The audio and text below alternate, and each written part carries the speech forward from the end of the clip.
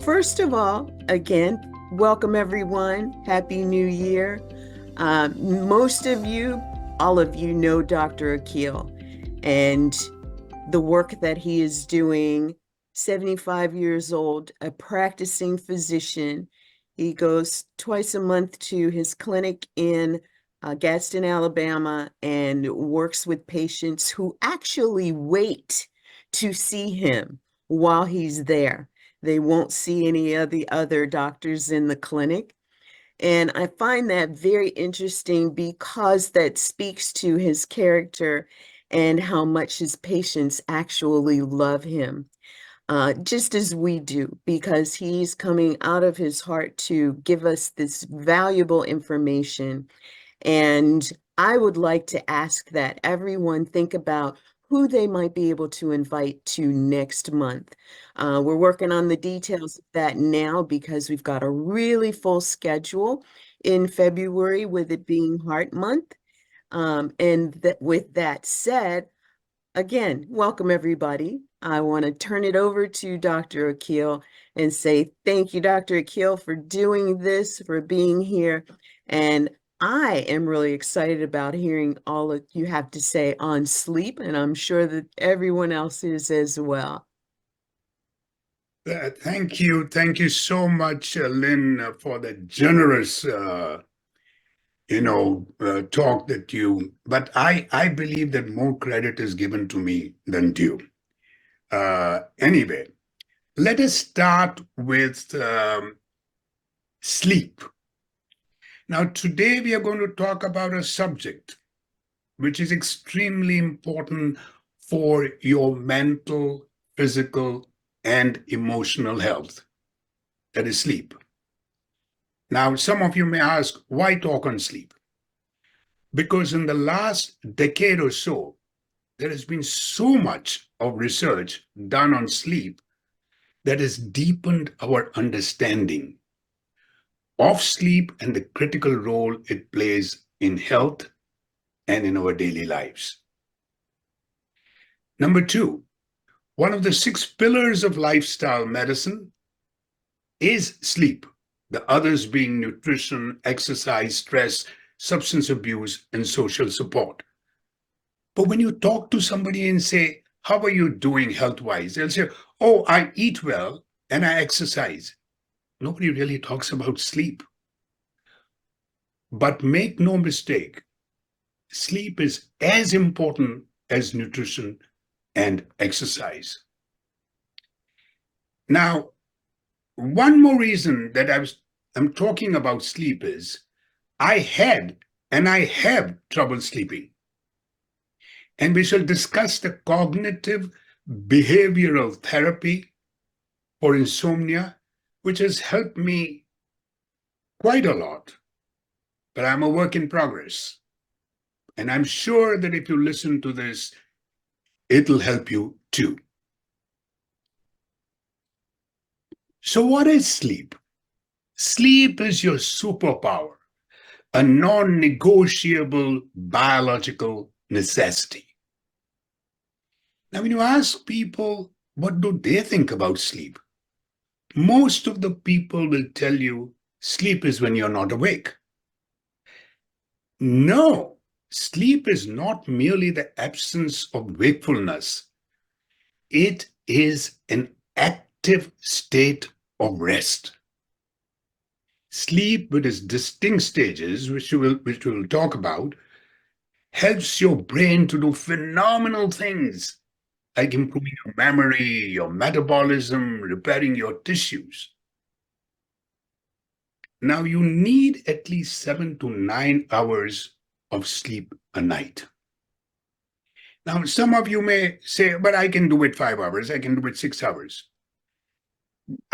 You don't know how better you can do with that 7 to 9 hours of sleep. 1/3 of people in the developed countries do not get the 7 to 9 hours of sleep.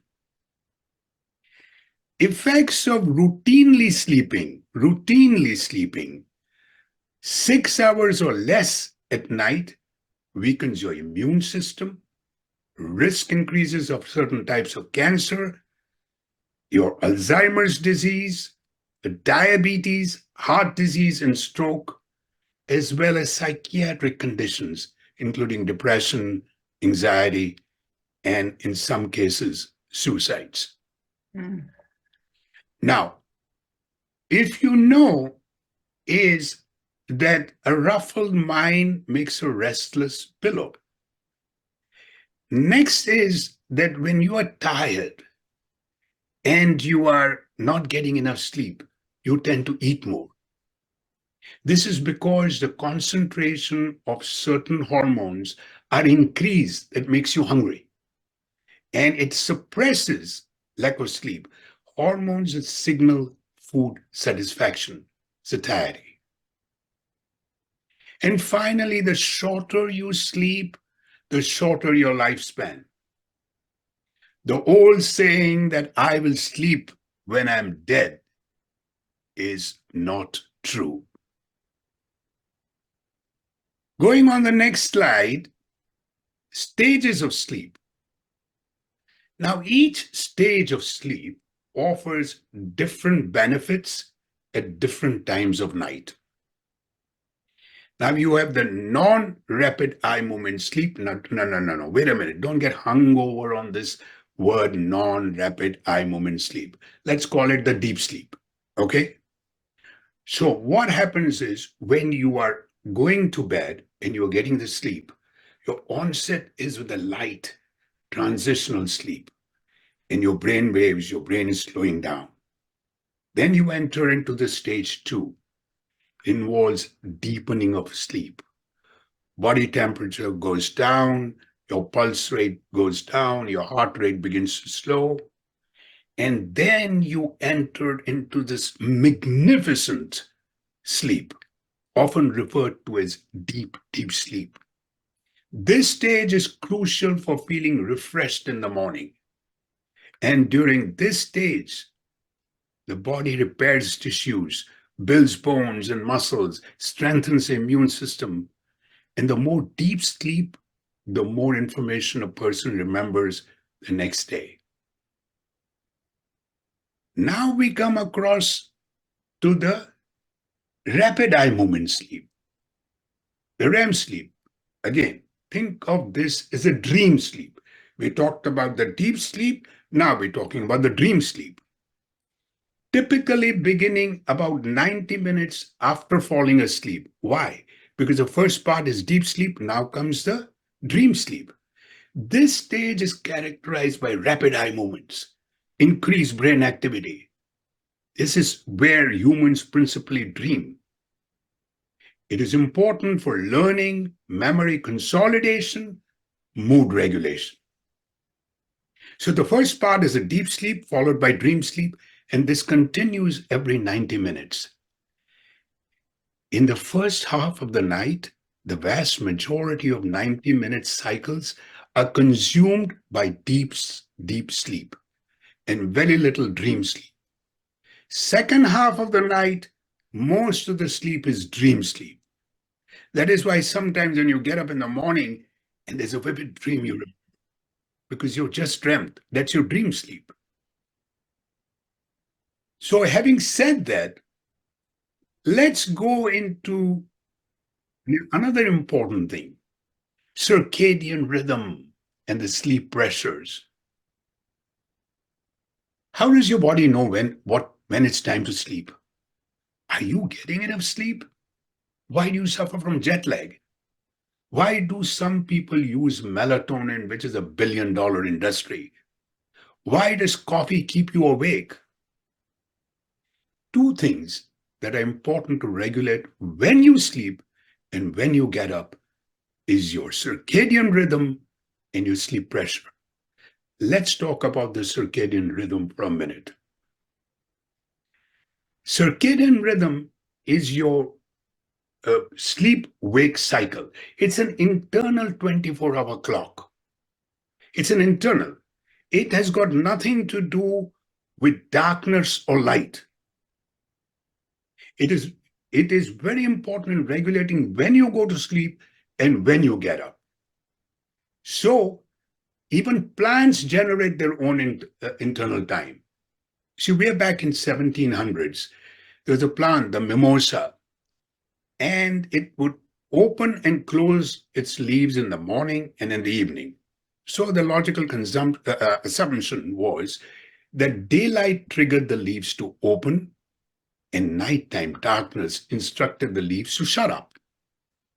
But this was not true, because this plant was put in a box with complete darkness with a little hole. And what they found was that it opened its leaves and shut its leaves, and every day at the same time. There was no effect of light. So this is an internal clock independent of light or darkness. Then in the early 19th century, I think, was a dark cave experiment when two people went in a dark cave without any light and absolutely no light.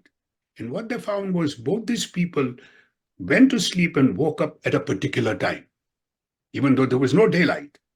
Their circadian rhythm or internal body clock was different, but they each one woke up at the same time, slept at the same time. So my rhythm may not be like your rhythm. And that brings us to a very important topic, which I want all of you to understand. We have what we call as morning larks and night owls. Some people wake up earlier in the day and they feel sleepy early at night. Morning types, morning lark, like I am. Others prefer to go to bed late and prefer to wake up late in the morning. These are night types, night owls. A perfect example is my wife. Now, what happens? You are predisposed genetically to be a morning lark or a night owl. But the sad thing is, society's views are different. Night owls are called lazy because of society's work schedule, which is biased towards early start times. Remember the saying, early to bed and early to rise makes you healthy, wealthy, and wise? So what they do is you punish owls and favor the larks, while the night owls are burning the candle at both ends. Because when you get up in the morning and all the schools and offices start early, the poor night owl, it's a chore for her to get up in the morning and go to work when he or she is sleepy. Then comes 5 o'clock in the evening when everybody's unwinding and going home. This is a time when the night owls are at their element. So societal changes is needed. Be kind to night owls, whether it be your children or whether it be your partner or whether it be your friends. See, that is why Apple and Google keeps its offices open day and night. So anybody can go in the night and work, and night owls. Next is important is sleep pressure and caffeine. Bear with me just for focus on this just for a moment. There is a compound, say adenosine, but don't remember the name. That compound is made in your brain. It makes you feel sleepy. Caffeine, like in coffee, blocks the effect of this adenosine and tricks you into feeling alert and awake. Throughout the day, adenosine keeps building up. However, caffeine wears off in 5 to 7 hours. And when that does, adenosine comes back with a vengeance, leading to crash or feeling tired and sleepy. And you go for your second cup of coffee, past 5 to 7 hours, third cup of coffee, and then the fourth cup of coffee. More so, night owls have this problem to keep up with society, the social norms. So that is the circadian rhythm or your sleep pressure. Very important, internal body clock. Remember that. And 4 to 5 hours, 5 to 7 hours is where your coffee wears off. So we go to sleep influences various aspects of health. Sleep will influence your learning and memory. Aging and dementia, very important. Sleep loss and cardiovascular system, that is what I talk all the time. Immune system and obesity. So let's look at learning and memory for a change. Okay, now here, be with me for a minute. We have discovered after, say, 10 to 20 years or so that you need sleep after learning to essentially save the memories that you learn and you don't forget. But recently, we discovered that you also need sleep before learning to actually prepare your brain to new memories. The fact based, like, memorizing someone's phone number or where you kept your keys or um, someone's name. So what they did a experiment, two experimental groups, sleep group and a sleep deprivation group. The sleep group had a full 8 hours of sleep. The deprivation group were kept awake in a lab. No naps, no caffeine. Next day, they were taken and kept inside an MRI scanner and were asked to try and learn, mind you, learn, not remember, a whole list of new facts. After that, they were tested on how effective the learning was. Folks, you won't believe. What they found was there was 40% deficit in the ability of the brain to learn and make new memories without sleep. What goes wrong? See, there is the hippocampus in the brain. Let's call it the box. Don't learn all these names, which sits on the left and right side of the brain and is very good at receiving new information and holding on to it. Full night sleep activates this box in trying to get new information.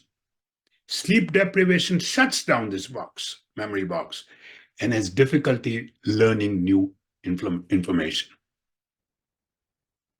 Amazing, isn't it? Sleep the night after learning. And with a healthy sleep group, they also found, the one who had 8 hours sleep, that during subsequent deep sleep, the files are transferred from the short-term box, hippocampus, to the cortex to be permanently safe over there. So now you got your memories completely safe. You know, coming to think of it, way back in the 70s, when I was a medical student, and in our dorm, we were studying like crazy, all-nighters, cramming things. And there was this one person in our group, and I still remember, he would take his 8 to 9 or 10 hours of sleep. He would get up, read for about 4 or 5 hours, go back to sleep. And trust me, he did better than all of us. We didn't know anything about that at that time. Even now, people don't know so much because the research is so new. So we go on to aging and dementia. So important. Dementia, Alzheimer's in this country and all over the world. As we get older, our memory and learning abilities often decline. Why? Partly because of our deep sleep quality worsens. This decline in deep sleep is linked not only to Alzheimer's disease, but normal aging. While we cannot reverse physical changes in the brain of Alzheimer's, improving deep sleep may enhance their memory. So what they have done is, research shows, recent research, that if you insert a small amount of electric voltage in the brain, so small you typically don't feel it. In young, healthy adults, during the deep sleep, you can increase the quality and duration of the deep sleep. And this leads to double the memory benefit they get from sleep. Now, can we translate this to older adults and those with dementia and restore back some healthy quality of deep sleep. And then we might be able to salvage some aspects of learning and memory function. This, folks, is a hope of the future. And now comes my favorite, sleep loss and cardiovascular system. Japanese study, over a 14-year period, sleeping less than 6 hours of sleep was associated with more than a 3 times risk of cardiovascular or coronary event, such as a sudden cardiac death. Now you got to be with me. Focus. This is mind-boggling. See, there's a global experiment performed on 1.5 billion people across 70 countries twice a year, and it is called daylight saving time. Folks, you and I are participants in this experiment. We are participants. Now in spring, we lose 1 hour of sleep, and we are subsequent 24% increase in heart attacks that following day. In the autumn, we gain an hour of sleep, and we see a 21% reduction in heart attacks. Isn't that incredible? And it is the same if you look at road accidents, car crashes, and even suicides. This is incredible. So now we go on to immune system. Natural killer cell activity that fights cancer can drop by 70% if your sleep is restricted to 4 hours for one single night. And obesity, because it increases the concentration of that hormone, the ghrelin. It makes you hungry. So you keep getting hungry and you keep eating, and suppresses leptin that helps you to feel full, signaling food satisfaction. It also increases lack of sleep, cortisol, which is the overstimulation of sympathetic nervous system, whereby your heart rate and blood pressure on a chronic basis is increased. It causes cortisol, and then you start eating more, and you get diabetes, blood pressure, obesity, and whatnot. This, in the next part of our talk, I ask you a question. Are you getting enough sleep? Just answer me 2 simple questions. After getting up in the morning, could you fall back asleep at 10 or 11 a.m.? Can you function optimally without caffeine before noon? Rule of thumb, if you have answered yes to the first question and no to the second, then most likely you're not getting sufficient quantity or quality of sleep, that what we call as restorative sleep. This is just a rule of thumb. Now, so we come to insomnia. What is insomnia? Difficulty falling asleep, waking up in the middle of the night, tossing and turning, difficulty falling back to sleep after waking up very early in the morning and feeling unrefreshed during the waking day. This is despite, very important statement, this is despite allowing oneself the adequate opportunity to get sleep. So you have to rule out external factors like bright lights, room temperature, caffeine, tobacco, alcohol. And you have to look at symptoms of disease that don't make you sleep, like arthritis, cancers, chronic back problems, asthma when you have shortness of breath, restless leg syndrome, sleep apnea. Then after that, you can say that you have insomnia. 2 most common triggers of insomnia: worry little worries and anxiety. It is psychological. So patients with insomnia have lower quality of sleep.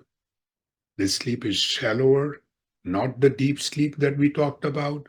It's fragmented. You get up, you sleep, you get up, you sleep. And your dream sleep is also not good, and with brief, irregular awakenings. Now, if you have this for 3 nights a week for more than 3 months, you you have insomnia and you should go to a sleep clinic or a sleep doctor or try out what I'm going to talk about, SBGTI. We'll talk about. 40 million Americans suffer from insomnia, and it's twice as common as in women than in men. So, what do we do when we get insomnia? We run to our doctors. And what do the doctors do? Most of them are doing some fabulous work, but they don't have time. Prescribe you sleep aids. And sleep aids, like I told you, is a $30 billion industry, prescription as well as over-the-counter medications. Now, I read somewhere that even if you prescribed even less than 18 pills a year of any of this, Klonopin or diazepam or your Ambien or Lunesta, it appears to have tripled the risk from dying prematurely. And therefore, cognitive behavioral therapy for insomnia should be tried before you embark on anything else, which will go in depth. So, what does sleeping pills and sleeping aids do if you take it? Your dependency and your tolerance. Regular use can lead to physical and psychological dependence. And over a period of time, you'll need more and more. Withdrawal symptoms, stopping them abruptly can cause anxieties, insomnia. In some cases, I've seen one case, seizures. Drowsiness. Oh, what did I do now? Bad. Drowsiness and impaired motor skills.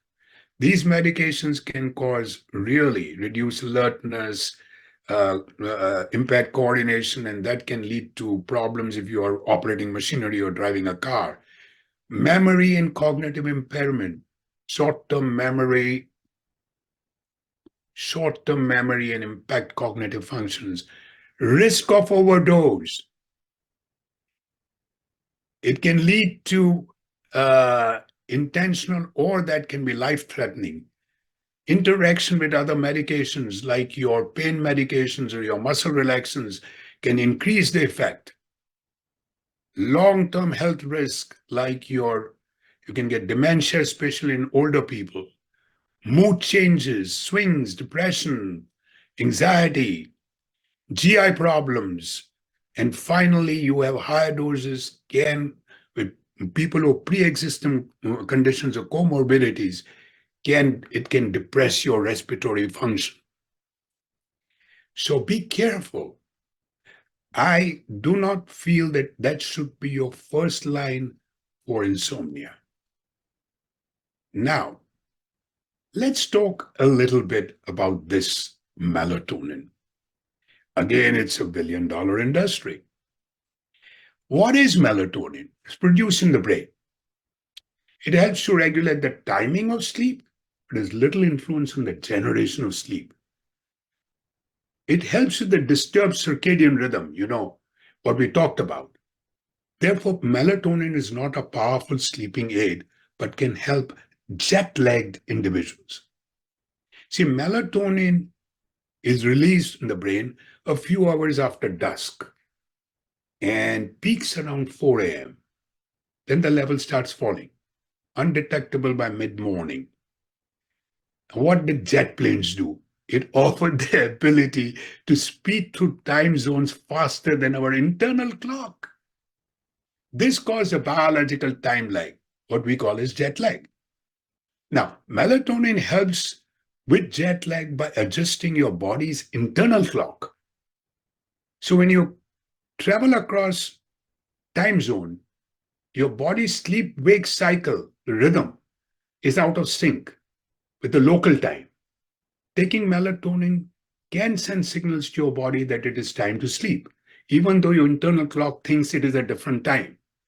Example, if you fly to London from New York in the evening and say, reach London at 8 a.m., but it is still 3 a.m. in London. So you're still groggy and sleepy. So you're still going on your life in London, whatever you have to do. And now it is 10 p.m. in London, but your internal clock says it is 5 p.m. That is the time that you take melatonin at that time so that you trick your brain into thinking, hey boy, it is nighttime. And this helps if you are staying, say, for 2 weeks, then each hour, it improves by each hour. So that is the time you take. It can also help airline pilots, stewardesses, doctors, nurses, shift workers. But beware of over-the-counter melatonin. Trust me on this. It is not under the control of FDA, and they tend not to contain what they say they do, and the contaminants could be dangerous. Now, here's the pearl I'm going to throw at you. Why not take melatonin food-wise? You see, the pistachios, the melatonin-rich foods that can be cranberries, but pistachios is the most melatonin-rich food. You can have only 2 pistachio nuts, and that is what your brain produces. Taking a handful is like taking a high dose of melatonin supplements. So what are you going to do? Take your pistachios. So next we come to somnambulism. This is sleepwalking, sleep talking, sleep eating, sleep texting, and very rarely sleep homicide. See, all these, it's basically generally benign. All these arise from the deep sleep, non-dreaming sleep. You're trapped between the world of deep sleep and wakefulness. The individual is confined to a state of mixed consciousness. He or she is neither awake nor asleep. So all the well-rehearsed actions are performed. It's benign. Except in rare cases, very rarely, you can get sleep homicide. Um, I think it was in Kentucky. There was that Kenneth Parks had severe insomnia caused by joblessness and gambling. And he walked 3 blocks in his sleep, went to his in-laws' house and shot both his, or killed both his mother-in-law and father-in-law. But that's a rarity. And so, folks, we come to sleep conditioning and sleep hygiene. Cognitive behavioral therapy for insomnia. Let's first look at sleep conditioning. Stick to a sleep schedule. Go to bed and wake up the same time each day. Sleeping later on weekends will not make up for sleep lost on weekdays, and Mondays will be much more problems. Set an alarm, not to wake up, but when to go to sleep. Go to bed, number 2, sleep conditioning. Go to bed only when you are sleepy. Analogy of a dining table. Think about it. When you go around to eat at the dining table, you don't sit over there and wait to get hungry. You eat. So go to bed when you're sleepy. Number 3, only use the bed for sleep and sex. No eating, reading, or screen times. Number 4, don't lie in bed awake. If in 20 minutes you cannot fall asleep, get up and leave the room. Do other things. Come back only if you're sleepy. Now we come to sleep hygiene. You've finished the sleep conditioning. Exercise 30 minutes a day, but no later than 2 to 3 hours before bedtime. Avoid coffee, colas, chocolates that contain caffeine. Its effects can take 5 to 7 hours, as we talked about, and so it can be a problem. Nicotine is also a stimulant. Smokers sleep very lightly in the first stage of the deep sleep and often wake up early because of nicotine withdrawal. They say having a nightcap may help you to relax, but it can also rob you of your REM sleep, the sleep that you dream, the dream sleep, and keeps you in the lighter stages of sleep. So, next, avoid large meals and beverages at night. Low fiber and high fat and sugar diet associated with lighter, non restorative sleep.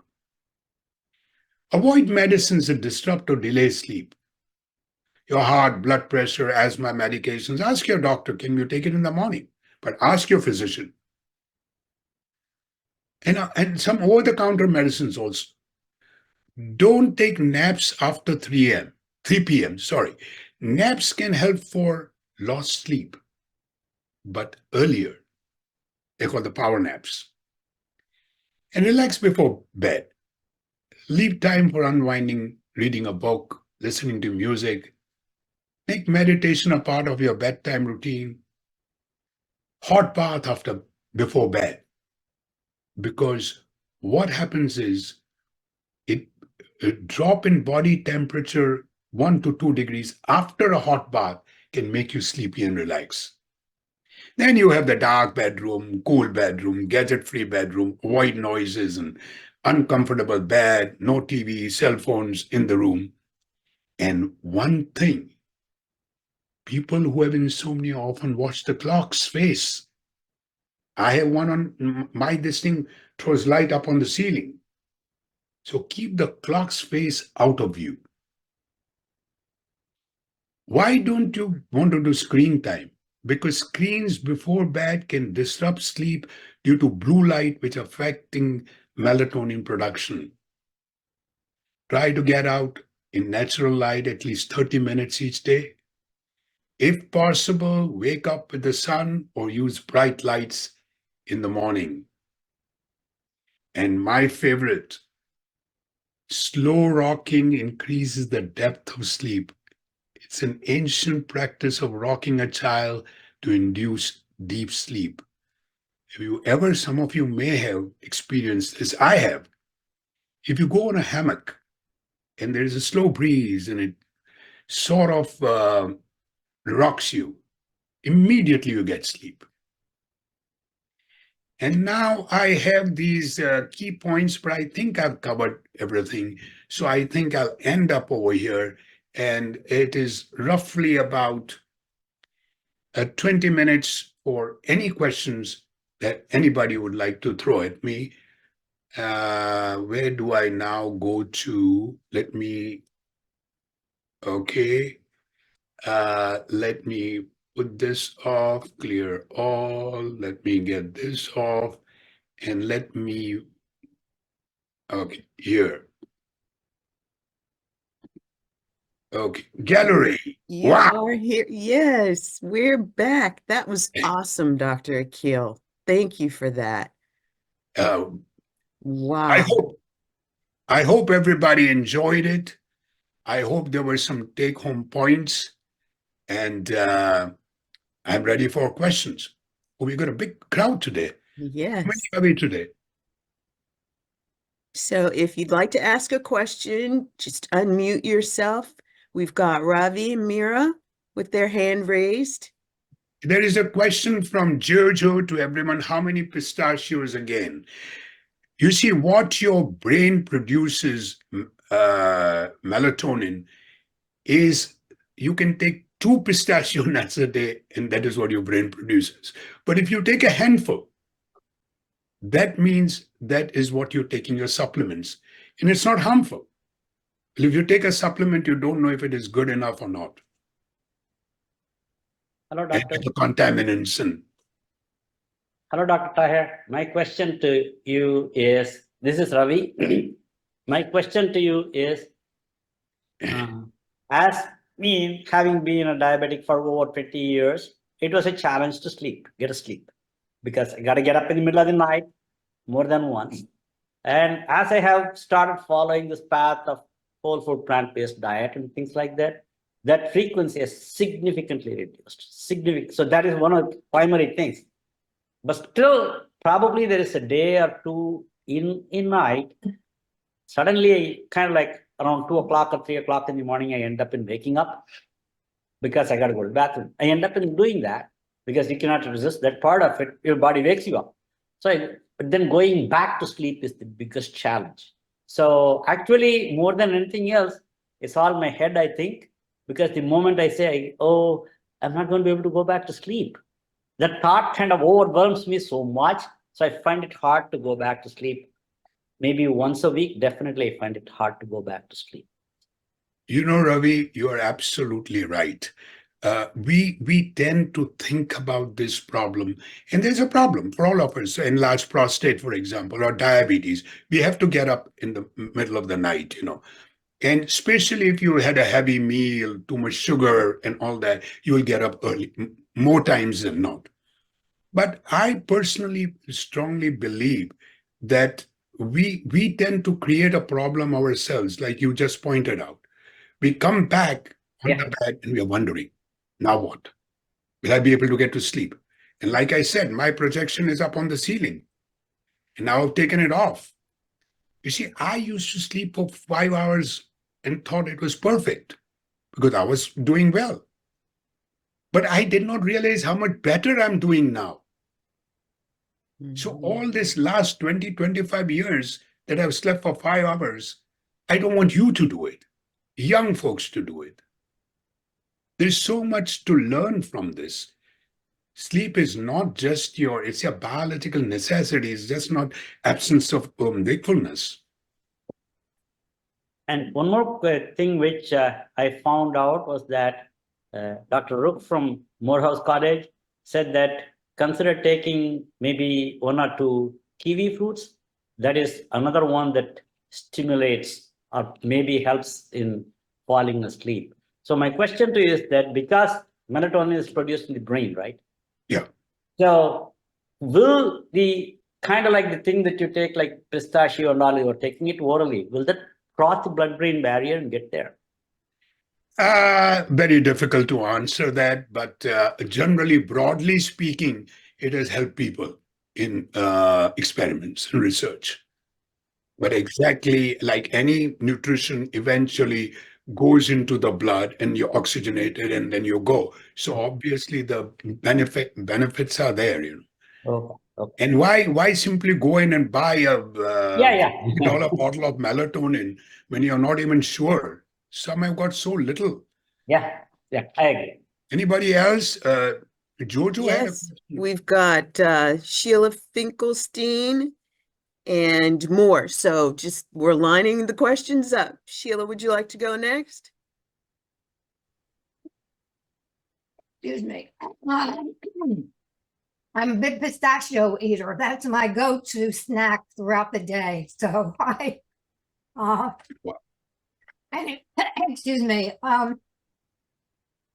Couple things. Well, I put in the chat, one group I'm in, the experts say must be between 10 and 12 to go to sleep. I generally go to bed if you're not doing that. I very often go to sleep around 2 a.m. But I set my alarm, so I get up at 10. I'm up a couple of times during the night. So that's part of the thing. Comment on that. Am I okay with that? And then dreams. Is there anything we can do about dreams? Now, when I get up in the middle of the night also, and I have no trouble getting back to sleep, but I have the weirdest dreams. And every morning when it feels like I might, even if I got up at 8 and went back till 10, it seems like the dream has lasted that long. And they're not bad dreams. They're just strange. They don't seem to make any sense. And I just as well not have them. See, your second question I'll answer first. The dreams are in your REM sleep, rapid eye movement sleep. Now, dreams can be helpful too. If you had a PTS syndrome, you can play that dream in your, you can play that narrative in your dream. And when you wake up, sometimes it becomes, you don't want to repress it anymore. You can talk about it. But sleeping, it's a dream sleep. So obviously your body is in, oh boy, somebody is being I admitted got now. it. Yeah. So someone who is in a dream sleep. Now, what I fear is when you get nightmares. See, when you get nightmares, it becomes worse. No, not you. But what I'm talking about is nightmares is what you should be worried about. Because then you get, and not one or two nightmares in a year. That's not a problem. But if it is repeated, you've got to be treated by a psychotherapist or a psychiatrist. But in your case, even because the REM sleep or the dream sleep happens earlier in the morning, the second half of sleep. So obviously you get up with a dream. Sometimes it's a bad dream, sometimes it's a good dream. And sometimes it is not anywhere at all to things that you know or want in life. So I don't think that dream helps. These are things that can help you.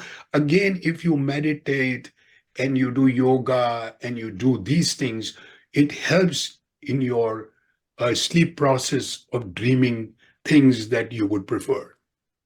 Now, number two is you say you sleep at 1 a.m. That is a bit, you are a real night owl. I mean, night owls sleep at 9 o'clock, 10 o'clock, 11 o'clock, and they get up late. But if it is not bothering you, I would not worry about it. But if you are laying in bed and going topsy-turvy and moving around and you don't know what to do, that's a problem. But if you're reading a book or you're this thing, as you say, go to sleep only when you feel sleepy. Eat only when you're hungry. Get up, go away. Not get on your phone or on your computer. That's blue light. And the blue light will affect your melatonin. Next one. Thank you. Yes. Yes, it looks like Ripley. If you want to unmute, we'll welcome your question. Yes, I have a question. In the last few years, my sleep has changed dramatically. I used to be a very, very deep sleeper. I'd go to bed and I fall asleep at the drop of a pin and I just sleep all through. But in the last few years or so, I'm having difficulty sleeping. Sometimes I have difficulty falling asleep. Sometimes it's staying asleep. I'm getting up at least once or twice a night to use the bathroom, and then the sleep won't come. And so now I'm averaging like 5 to 6 hours of sleep. And I don't know how to do it. If I go earlier, I wake up earlier. If I go late, I'm a morning person, so I get up early in the mornings. But 6 o'clock is usually my wake up time. But now my wake up time is like 5, 4:30. I don't know. I don't know what to do. And you say if you feel sleepy, go to bed. If I feel sleepy, once I go into the bed, the sleep disappears. No matter how terribly sleepy I am, it just goes. Yeah, this is a common problem that when you feel sleepy, you go to bed and then you can't sleep. And then you get up again and you go on watching TV or something and you start falling asleep and you go to bed and you can't fall asleep. Yeah, I understand this because remember one thing, that as you get older, your deep sleep goes. Your quality and the quantity of your deep sleep is going to be suffering. My thing is that if you follow the SBGT that I talked about, insomnia, those 12, 13 things, if you follow them properly, and if you do a little bit of, say, sort of mind searching, what is it that can really put you to a place where You are completely, because what happens to you is the moment you feel sleepy, you go on the bed, and the first thing you do is not sleep. The first thing you're thinking is, will I get sleep? And that disrupts the whole thing. So it should be a thing that you can read a book which is nice, or do some meditation, or do some deep breathing exercises. That is the pranayama or the sky breathing. That definitely helps. Now, why I'm so happy about all you people asking me this question is because I'm learning too. I have a problem.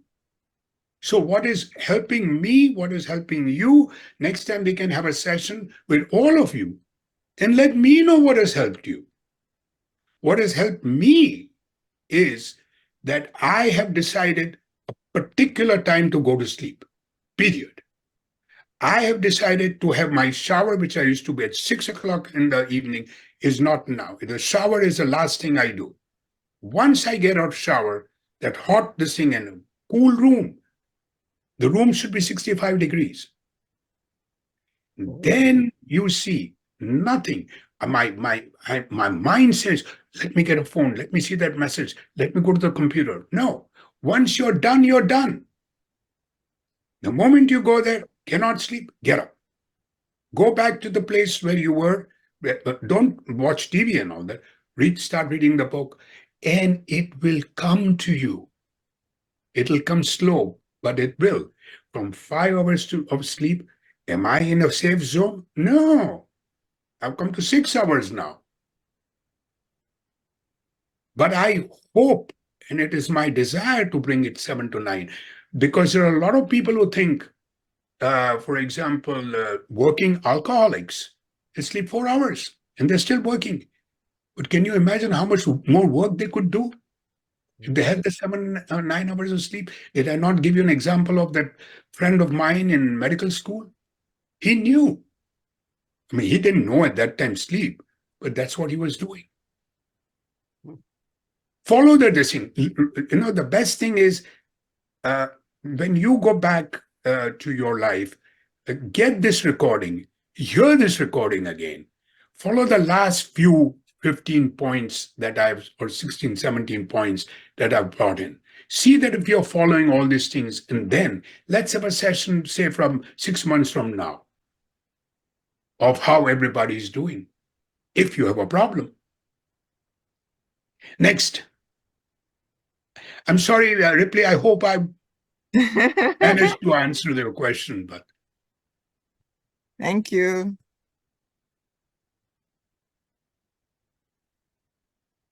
Sheila Finkenstein.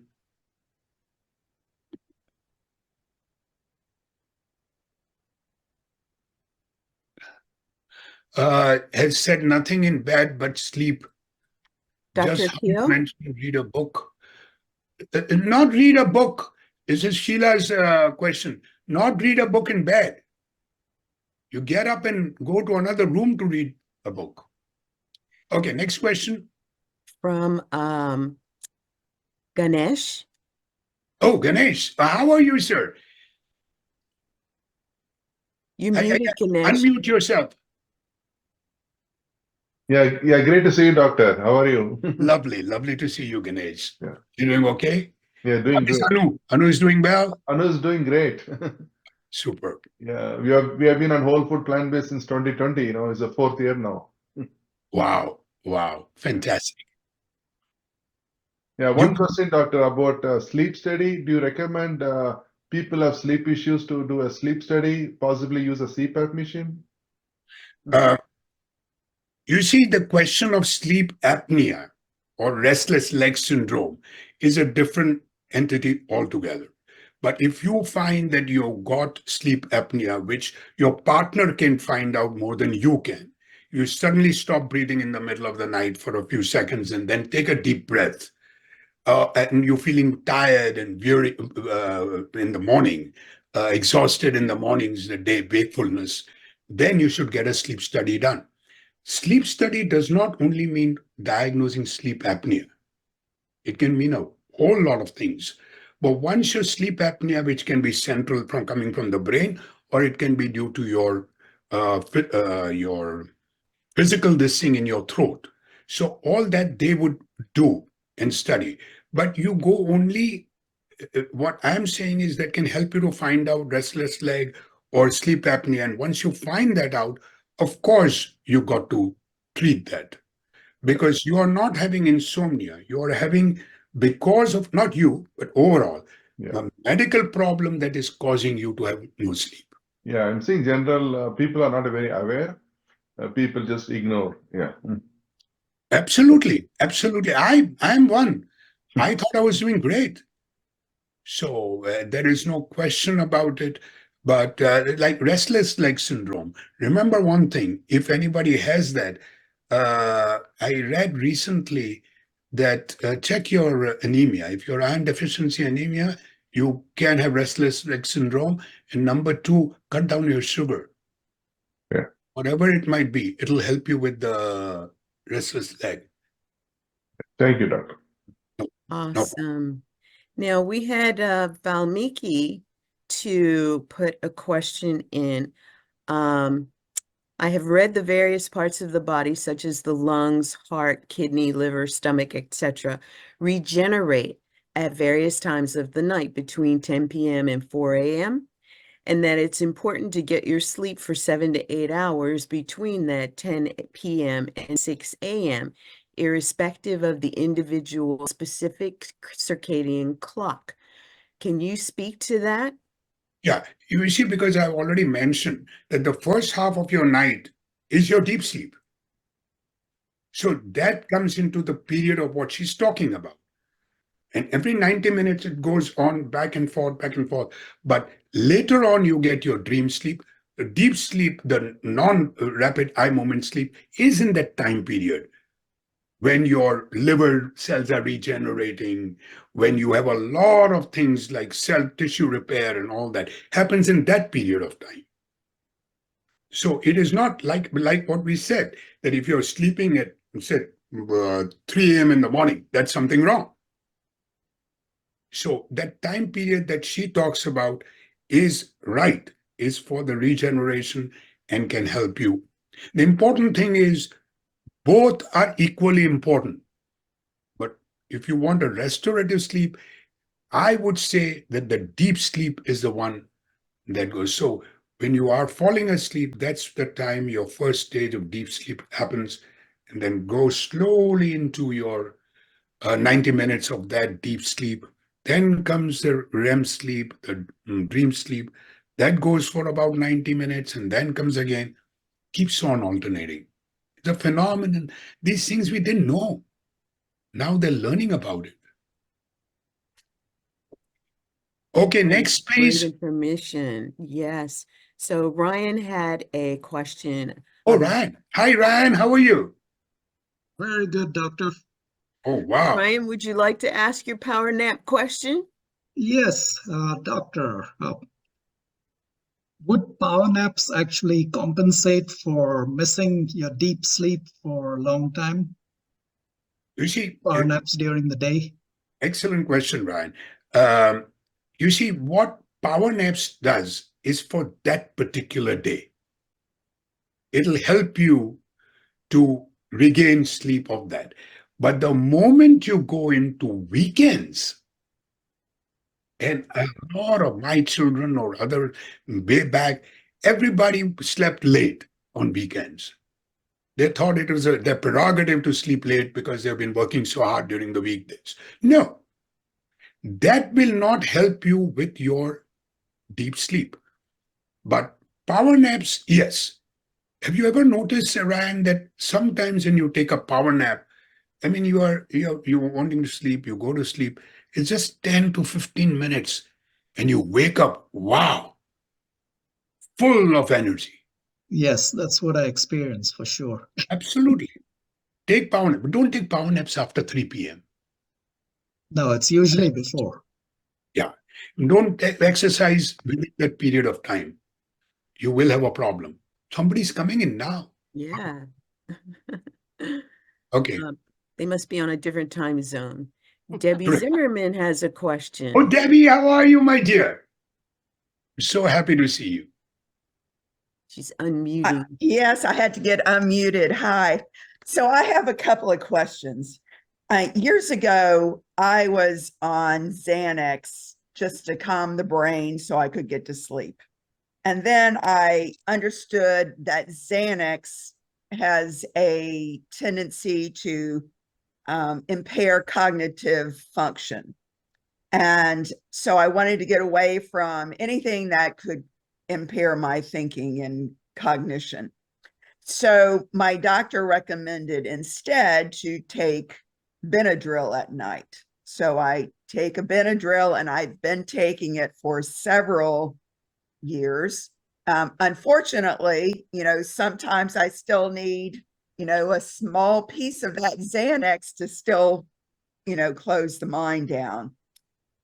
So I wanted to know what your thoughts were on Benadryl, but then I also wanted to know your thoughts on ashwagandha because I've heard of that recently, and somebody else had told me that that was a cure fix, and I don't think there's any cure fixes. But what do you think of those? Okay.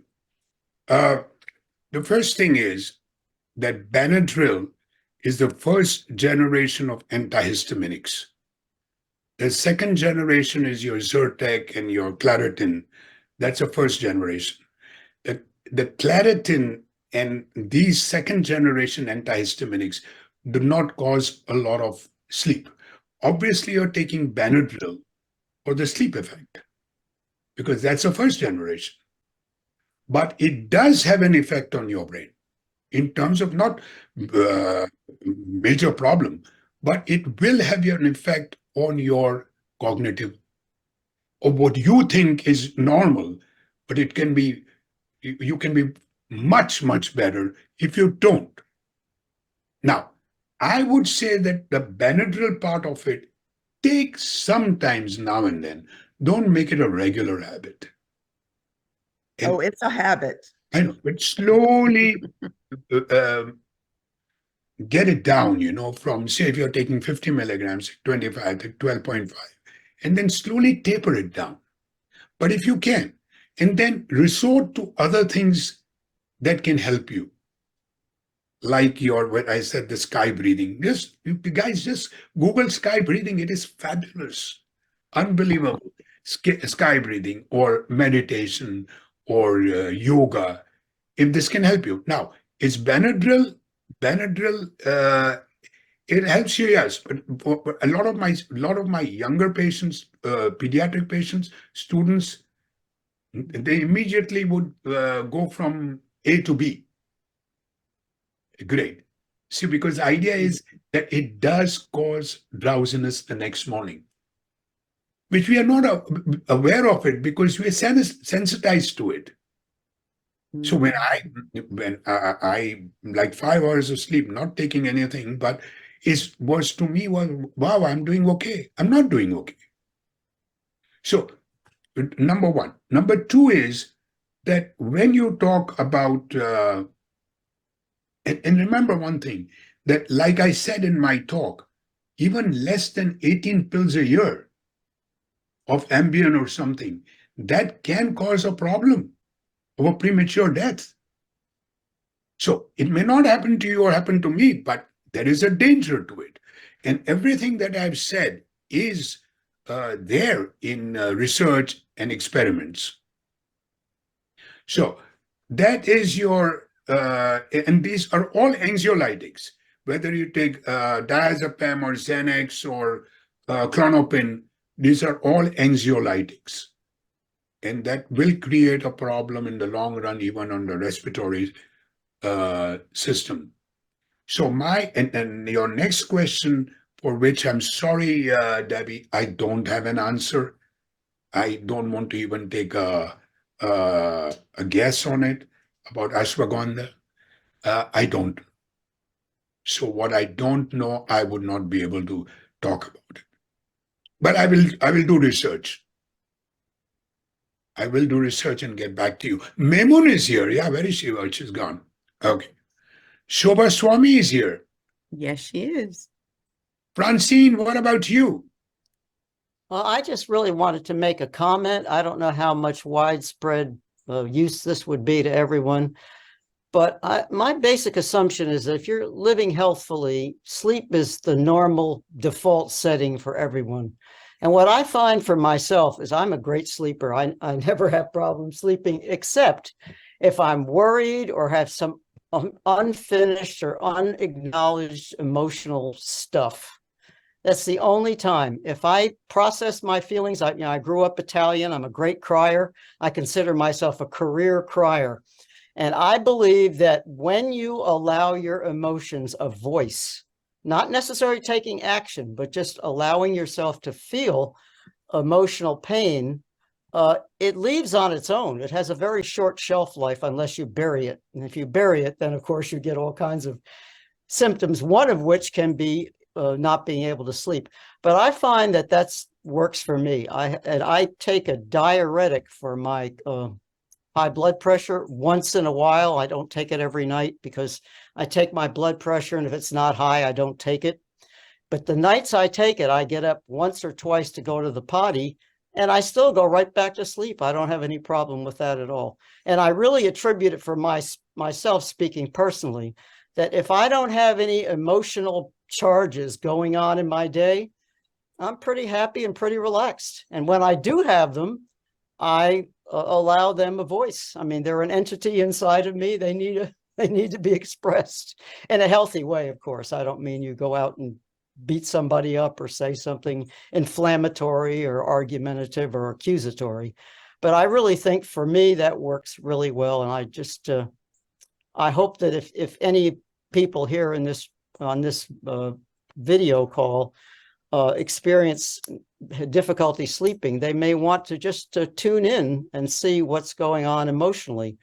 Growing up in this culture, in my opinion, where we stigmatize people who are emotional, we call them drama queens and sissies and all that stuff. It's tough to allow yourself to do that. But I really think it's maybe one other option in addition to the ones which you identified, Akil. I absolutely agree with you. But you coming to think of it, you're the lucky amongst the lucky few. There is still a problem with 45 million Americans, and the worldwide is even bigger. So we do have a problem. And for them who do not have the clock set like you have, and you experience that you can talk about it and you can cry about it, I absolutely agree. But those who don't have that, those who are passive resistant, they do not cannot express their emotions. For these people, they need a crutch. And the crutch, what I'm saying, is not sleeping pills, but more so towards this SBGT that we have talked about. So that's the point I'm making. Yeah, I think so. Thank you for that. No. Awesome. Dr. Akil, point of clarification. Sheila said that you had mentioned nothing in bed but sleep and sex. And then you had mentioned about reading a book. Were you actually talking about get up, go to another spot, read your book, and then go back to bed? Can you just clarify that, please? Yeah, absolutely. What they say is that the bed should be used not for pillow fights and this and that or whatever. It is for sleep major time. Or, for example, if you have the sex part of it. Why I'm saying this, that means because then you know that this is what I'm going for. But if you read in bed, that becomes a problem because that is a place, kind of a place that is only for your sleep. So get out. Other things can be done. And a lot of people come in the afternoons and they say, "Oh, I'm tired," and they're in their clothes, and they go to sleep on the bed. No, your PJs, the night clothes, are the only clothes that should touch your bed. Go onto a couch. See, that becomes the place that you are now going to go into depth, and your brain is going to take over. Am I doing all those? No. Am I trying to? Yes. I'm getting Awesome. benefit? Yes. But as I said before in my talk, and just now, I'm a work in progress. So it may help. But what I meant was that if you feel that you cannot go to sleep, get out of that environment. Go to a different environment and do whatever you want. Stretching exercises, breathing, reading a book, listening to some Beethoven or whatever music, and do that. It is easier said than done. I agree with you. But try it out. What have you got to lose?